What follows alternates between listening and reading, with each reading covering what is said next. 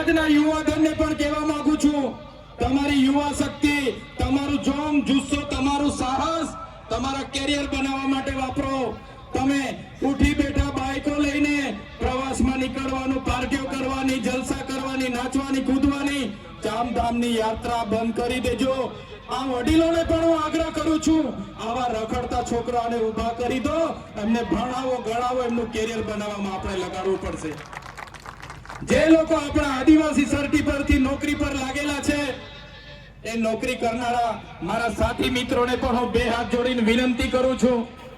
આદિવાસીના દાખલા પર આપણને નોકરી મળી છે, આપણને શિક્ષણ મળ્યું છે, ત્યારે આદિવાસીની અસ્મિતાનો સવાલ હોય, આદિવાસી સંસ્કૃતિ બચાવવાની વાત હોય, આદિવાસીની જળ જંગલ જમીન બચાવવાની વાત હોય, તમામ લોકોએ આવનારા દિવસોમાં એક મંચ પર આવવું પડશે અને તમને કંઈ થશે તે દિવસે આ ભીલ પ્રદેશ મુક્તિ મોરચો તમારી હાથે આવીને ઉભો રહેશે.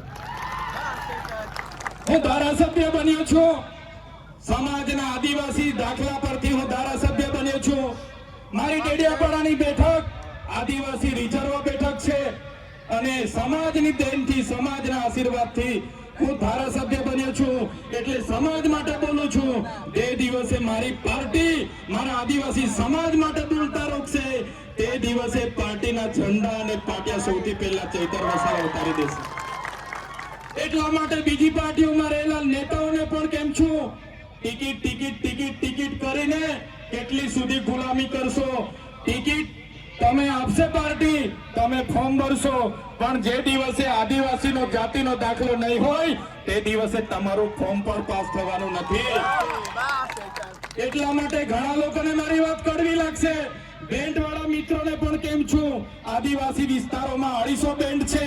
250 બેન્ડના જે મેન છે રોકિસ્તારના બેન્ડ પિન્ટુભાઈને પણ વિનંતી કરું છું, 1.5 લાખ રૂપિયા, 1,20,000, 1,30,000 આટલી બધી ફી લેવાનું તમે પણ બંધ કરજો. બહુ બધી રજૂઆતો આવે છે, એટલે બેન્ડ વાળા મિત્રોને પણ વિનંતી કરું છું, માપનું ડીજે રાખજો, માપનું સાઉન્ડ રાખજો, માપના કલાકાર રાખજો, પણ આપણા લોકોને પોસાય ભાવ રાખજો. નહીં તો આવનારા દિવસોમાં આ વિસ્તારમાંથી બેન્ડ વાજા પણ અમે બહિષ્કાર કરીશું.